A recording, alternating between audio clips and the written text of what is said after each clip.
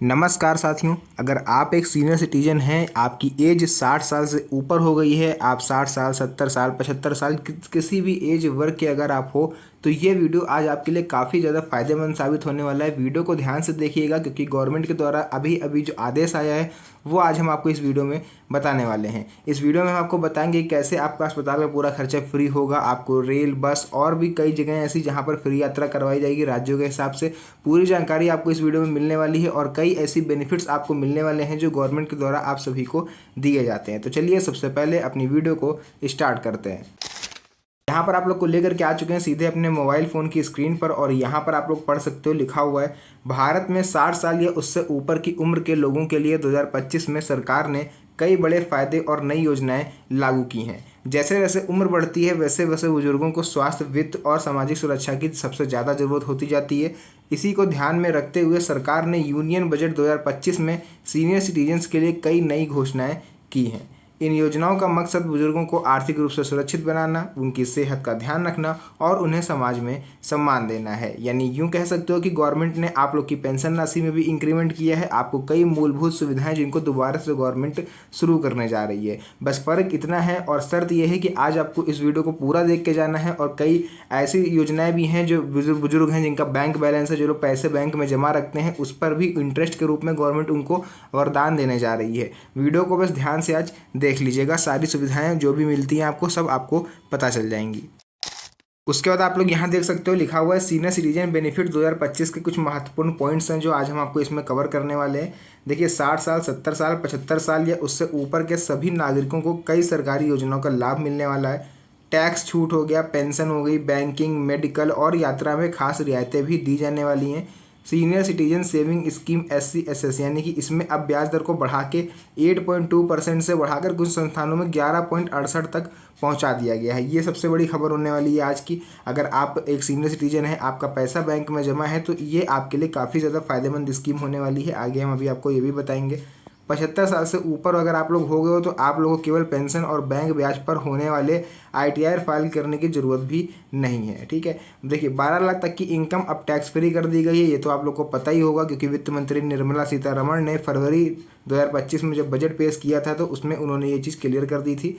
1 लाख तक के बैंक ब्याज पर अब कोई TDS नहीं कटेगा। यानी आपके को ज़्यादा पैसे जमा है बैंक में और उसका 1 लाख रुपये अगर आपका ब्याज आता है पर मंथ, तो उस पर अब आपको कोई हर तीसरे महीने आता है ब्याज, तो उस पर कोई भी आपका TDS नहीं कटने वाला। पहले 30% TDS गवर्नमेंट काट लेती थी, 70% पैसा केवल आप लोग को मिलता था। 3500 रुपये की मासिक पेंशन योजना लागू कर दी गई है योग्यता के अनुसार और राज्यों के हिसाब से। तो आइए वीडियो में एक एक करके सभी चीज़ें विस्तार से समझ लेते हैं और किस में कितना बेनिफिट होने वाला है उसको भी आपको बता देते हैं। सबसे पहले आप लोग यहाँ पर देखेंगे सीनियर सिटीजन सेविंग स्कीम 2025 लिखी हुई है। यानी senior citizen saving scheme SCSS एक सरकारी निवेश योजना होती है जिसमें 60 साल या उससे ऊपर के लोग निवेश कर सकते हैं। 2025 में SCSS की ब्याज दर 8.2% से बढ़ाकर कुछ बैंकों में 11.68 यानी कि 11.68% तक कर दी गई है। यह स्कीम 5 साल के लिए होती है जिसमें 3 साल और बढ़ाया जा सकता है। ब्याज हर 3 महीने में खाते में आपके पहुंच जाता है। आइए जानते हैं इसके क्या क्या फ़ायदे होते हैं। देखिए फ़ायदे ये होते हैं कि ये सबसे सुरक्षित निवेश होता है क्योंकि ये सरकारी निवेश होता है, एक तरह से सरकार की गारंटी होती है। ब्याज दर जो है वो 8.2 से बढ़ के आपको 11.68% तक मिलता है। अगर आप किसी सामान्य बैंक में पैसा जमा रखते हो तो उसमें मात्र आपको 7% तक का इंटरेस्ट मिलता है। वहीं अगर आप इस स्कीम के तहत अपना पैसा जमा करते हो, बैंक वही रहेगी, बस आपको इस स्कीम के थ्रू जमा करना है। ये फॉर्म भरना है बैंक में जाकर, तब आपको पैसे अपने जमा करने हैं। तो उसमें क्या होगा कि आपको ब्याज जो है वो 11.68% तक मिल सकता है। यानी जस्ट आप लोग कह सकते हो कि लगभग 2 गुना ब्याज, आपको 1.5 गुना ब्याज देखने को मिल सकता है। 5 साल की अवधि होती है। 5 साल में आपका जो ये ब्याज है, मतलब स्कीम है, ये 5 साल की इसकी वैलिडिटी होती है। आगे अगर आपको अच्छी लगती है स्कीम तो आप 3 साल तक इसे बढ़ा भी सकते हो। अधिकतम निवेश इसमें 30 लाख तक का हो सकता है। टैक्स छूट रहती है इसमें सेक्शन 80C के तहत। ब्याज हर तिमाही आपके खाते में पहुंच जाएगा। उसके बाद हम लोग जानेंगे SCSS के लिए पात्रता क्या होती है। देखिए 60 साल या उससे ऊपर के जो भी भारतीय नागरिक हैं वो इसका लाभ उठा सकते हैं। 55 या 60 साल के सरकारी PSU रिटायर कर्मचारी कुछ शर्तों के साथ इसका फ़ायदा उठा सकते हैं। 50-60 साल के रिटायर्ड डिफेंस पर्सनल कुछ शर्तों के साथ इसका फ़ायदा उठा सकते हैं। वहीं NRI HUF पात्र नहीं है। तो ये तो हो गई SC SS। अब हम लोग बात करेंगे टैक्स में जो बड़ी राहत मिलने वाली है सीनियर सिटीजन टैक्स बेनिफिट, उसको लेकर के। देखिए 2025 के बजट में वरिष्ठ नागरिकों को टैक्स में कई बड़ी राहत दी गई हैं। अब 12 लाख रुपए तक की सालाना इनकम टैक्स फ्री कर दी गई है। इसके अलावा पेंशन और बैंक ब्याज पर कोई आपका टैक्स तो कटेगा ही नहीं। उसके अलावा TDS की लिमिट भी बढ़ा दी गई है, यानी TDS भी नहीं कटेगा। बात कर लेते हैं टैक्स बेनिफिट की कुछ मुख्य बातों के बारे में। तो बात देखिए 12 लाख रुपए तक की इनकम टैक्स फ्री, 75 साल से ऊपर के लोगों को केवल पेंशन और बैंक ब्याज होने पर ITR फाइल करना नहीं पड़ेगा। बैंक ब्याज पर TDS की लिमिट 50,000 रुपये से बढ़ा करके 1 लाख रुपये तक कर दी गई है।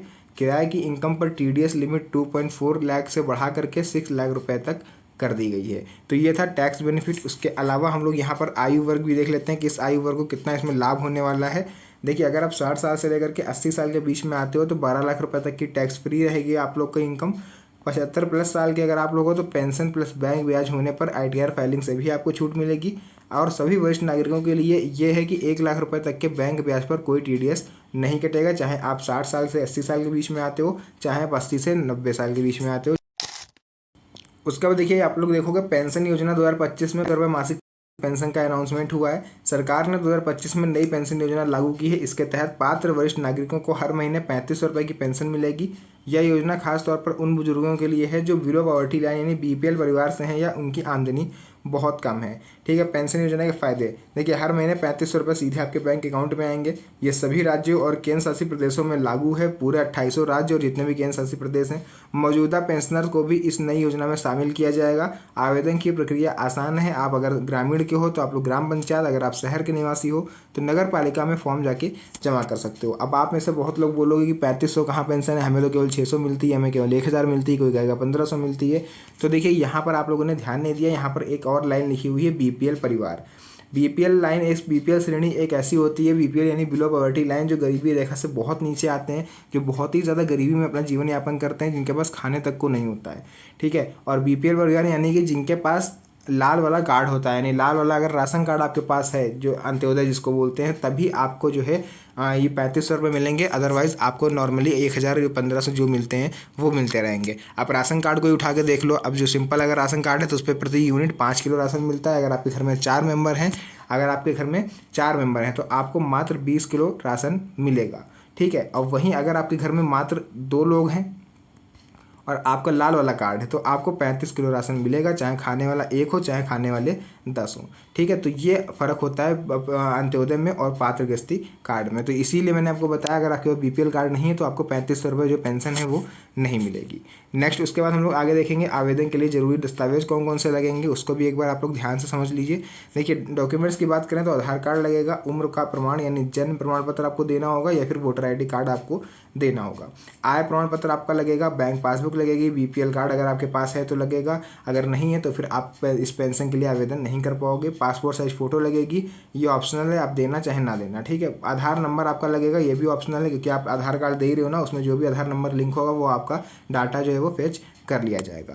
तो ये तो हो गया पेंशन से रिलेटेड। अब हम लोग यहाँ जानेंगे मेडिकल और हेल्थ बेनिफिट कैसे आप लोग को फ्री सुविधाएं मिलेंगी उसके बारे में।